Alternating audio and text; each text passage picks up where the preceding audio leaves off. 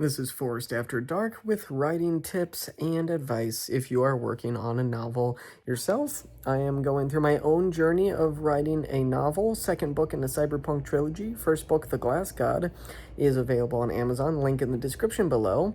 But we are not here to talk about my book tonight. We are here to talk for your writing needs. And so tonight I thought it would be kind of fun to get a little bit into writing dialogue. So writing dialogue is something that has actually always been a bit of a challenge for me. I've even been tempted when getting into a new book to write a lot less dialogue than I usually do because I find that writing dialogue is one of the most challenging aspects. However, for me personally, it's one of the most fun aspects of writing a book. When it comes to dialogue, and the rules surrounding it, I kind of come up with my own personal rules when it comes to writing dialogue. And what I want to do when it comes to writing dialogue is keep it sharp. I want not every line of dialogue has to be a banger, but every line of dialogue needs to feel really important. We need to remember that when we're writing dialogue, we're not supposed to technically write realistic conversations. The way that people talk in books and even in movies and TV shows, anything where there's a script involved or writing is involved, they're not written to sound like realistic conversations. If they were written to sound like realistic conversations, it would be almost unreadable. Some of the best writing that I've seen in shows like Star Wars Andor or Breaking Bad, Better Call Saul, like these are example or Daredevil, the original Netflix Daredevil series. These are examples of shows where I absolutely just love the dialogue and I'm entranced by it.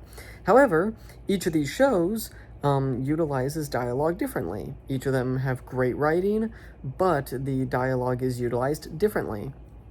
So in the case of Andor, for example, Andor is very, very heavily dialogue driven. And there are a lot of instances, like there are characters that get monologues. There are characters that get a lot of dialogue. There's probably, if you got to look at the script, there's probably like paragraphs of dialogue in that show. Whereas in Breaking Bad, it's shorter, a bit, it's shorter, sharper. Not that Andor isn't sharp, but like it's shorter, a bit more to the point, cuts a little bit deeper, a lot more often. At times it's frantic and fast paced. Whereas with Andor, it's more methodical. It's more thought provoking. It's deeper in a different sense. It doesn't cut deep, but it keeps you like really, really engaged. It helps you get into the characters. It helps you get into the characters' minds. So in my case, when I write my dialogue, I when I write when I write stuff that's not dialogue, it's really fast for me to write when it comes to characters' actions, when it comes to describing things like rooms, characters, anything having to do with surroundings and stuff like that, or characters' actions. I write that stuff pretty fast. I tend to rattle that stuff off real fast, or even action. But when it comes to dialogue, I tend to pause and I think. I think about, what would this character say in this instance? How can I make this character's voice unique from the others?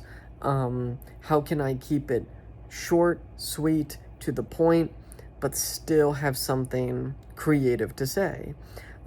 I tend to kind of jump back and forth when it comes to dialogue. Sometimes I'll give the character a paragraph to say. Other times it's, again, very short and to the point and sharp. But otherwise, I've always found dialogue to be really challenging, but one of the most fun parts of writing a book.